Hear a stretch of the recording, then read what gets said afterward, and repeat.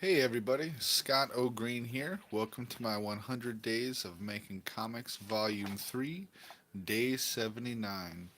Getting up there, almost through it. 100 Days of Making Comics was invented by artist creator Kevin Cross, that says for 100 days to spend at least a half hour every day towards your personal art projects, um, and then post to social media.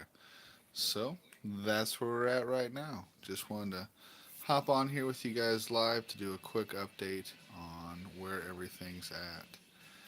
It's pretty late, so I don't really suspect we'll be seeing anybody in the chat, but if you're around, feel free to say hey. So, yeah, getting right to it. What I'm working on currently is October. I did send, like I told you guys, Mr. Green's Monster Zine to the printer. I'm getting that printed through Comics Wellspring, I believe.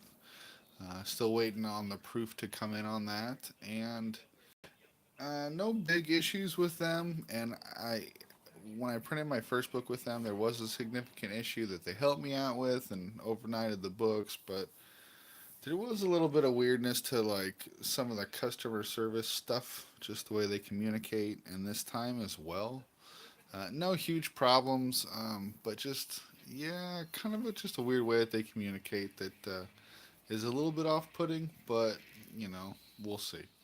I have my own little moods and things sometimes, so hard to figure out some people through short and sweet emails sometimes, I suppose. But anyway, for now, going with Comics Wellspring, but we'll see how that goes. I've made some other friends here recently, so we'll see. So anyway, so that frees me up. So I'm trying to work on October. What I'm really needing though, I have a very broad idea of the story, but I'm needing to kind of focus it in and figure out all the minutia and details of it, so I can really kind of iron out a script. Since I am doing it in this other form, I thought I had the book handy, but I don't. Oh yeah, I do. Since I'm doing the book in kind of this square format, because it'll looking like it's gonna be published by Rao Publishing, but it's in this square format. It's about this thick. I think it's like 46 pages. Um, there's just I want to have stuff scripted out pretty good. It doesn't. I want to know exactly what's going on. On some pages, it's going to be full pictures going across with normal sort of comic word balloons and boxes. Sometimes I think there's going to be a picture and explanation sort of storybook set up there. So depending on, in other words, I'm just really wanting to have a decently solid script to go from. So when I'm thumbnailing, I really know where those voice boxes and thought bubbles are going to go. That way, it's all really kind of part of the design. I think they'll be important with doing it in a different setup this way. And I can see how it's important doing comics anytime. I've heard people talk about how here in the States, I guess, sometimes um, the lettering and the speech bubbles and all of that is almost like an afterthought that just gets put on top of the drawing afterwards. But in independent comics and traditional and European comics, excuse me, that's really kind of part of the design and everything.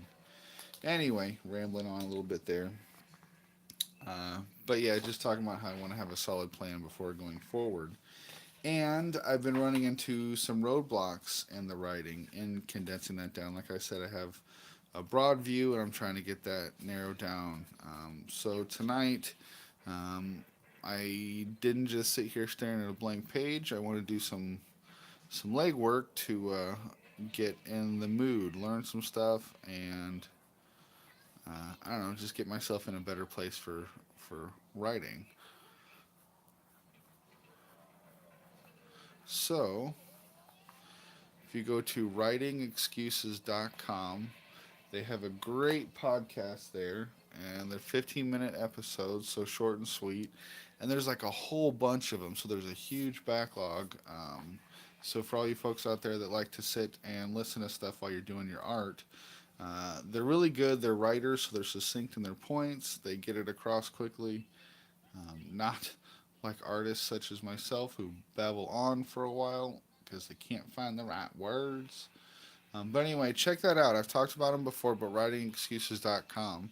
And a cool place to get started, since there is such a huge backlog, if you click on their menu, it'll show like all the different writers who are a part of it. And they're all like published writers and everything. But it'll say, I think, alumni favorites. And so it'll have some of the episodes that they refer to a lot or that they just liked a lot, and so that's kind of a good place to start. But and their season one, they really start at the beginning with brainstorming and everything.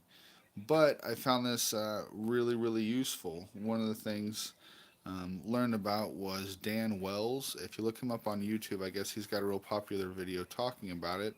But he's also on this episode of Writing Excuses, talking about the seven sort of oh shoot now the 7 points of storytelling or something like that. The seven, I forget exactly what the seven things were, but yeah, seven key components or whatnot that you can apply to a lot of different storytelling. And it starts off with the hook, the plot turn one, pinch one, the midpoint, pinch two, plot turn two, and resolution.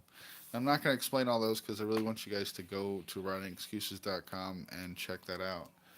Like I said, look in that drop down box under the menu for alumni favorites, and it'll talk about it. Or search Dan Wells, the seven plot points, something like that. You'll find it. But they'll really explain that. So, what was helpful for me with this is I took my story that I have and then sort of forced it into this box. And it really kind of made me figure out what are really the points that I'm trying to make here, because I have all these different ideas, and I have a beginning point and ending point, but how do I get there? And I was finding that I really had a more solid idea in the beginning and less in the end. So in doing this, it was really kind of forcing me to start looking um, at the big picture and how it relates to the small picture. So when you start finding those things, like I figured out like a rule of threes thing, which is just another device in storytelling to bring something background that's important. That first is mentioned maybe in an offhand way, the second time seems a little more significant, and then the third time it gets brought back in a very significant way that is a point of the story.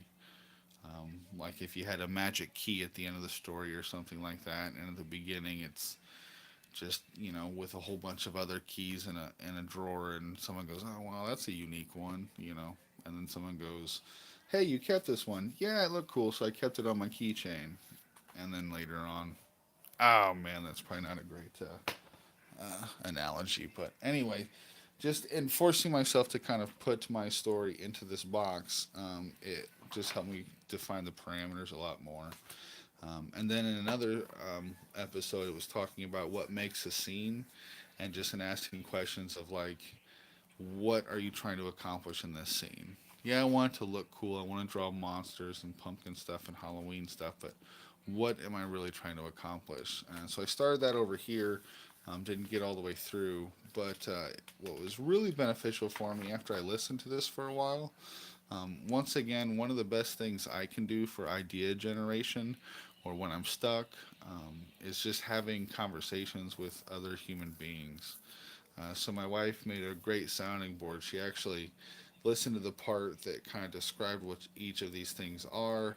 I gave her a brief rundown from the murder board, which I have kind of sitting right over here in front of me to refer to, which is just a dry erase board with post-it notes all over it and all the different like little plot points and ideas that I've had so far. So ran over that with her and then just talked it out. And a lot of times, just as I'm talking and explaining it to her and getting to the areas where there's problems, it gives me ideas that then I talk about with her, and she spitballs ideas with me. And it's usually a weird thing where it wouldn't have happened if I hadn't have had that conversation. Like I don't think I would have gotten to those same places if I was just sitting here in my own head or jotting stuff down.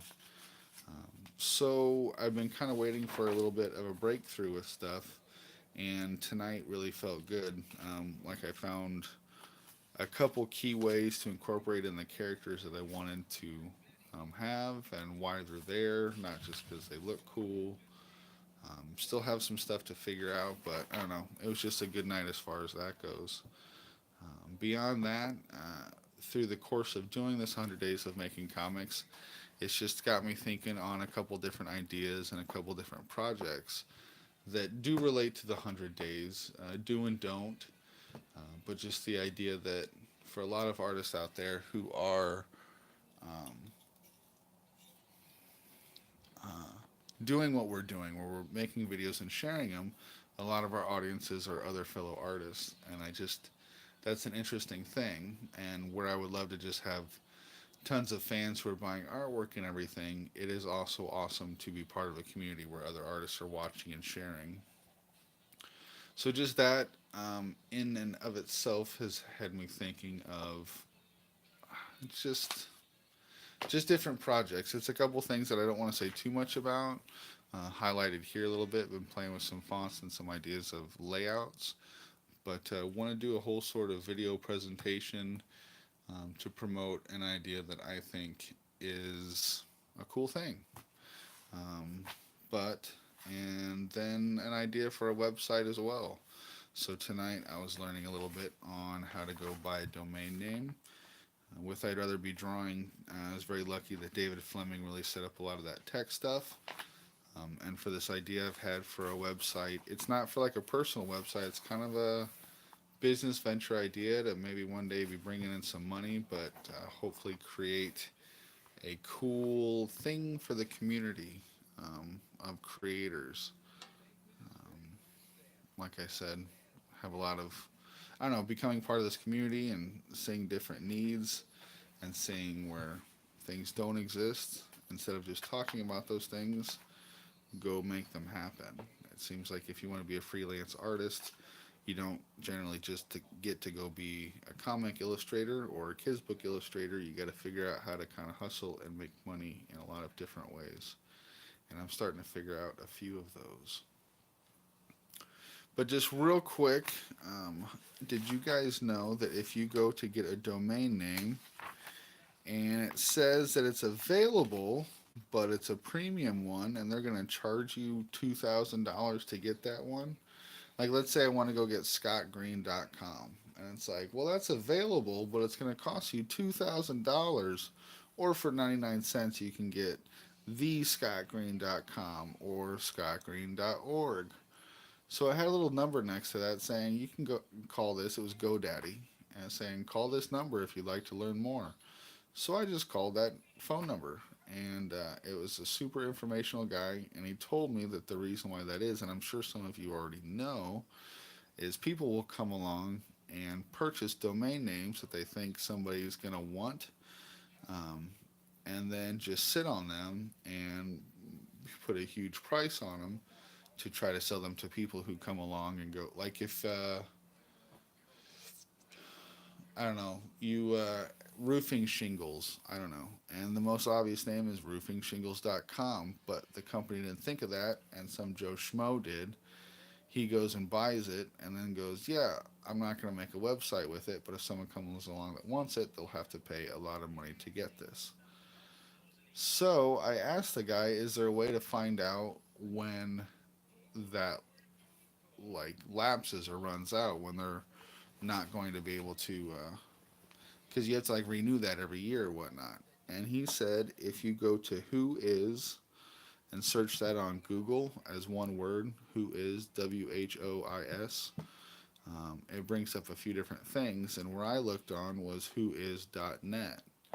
And then you type in the domain name, and it tells you when they first purchased it, when they last renewed it, and when that renewal is up.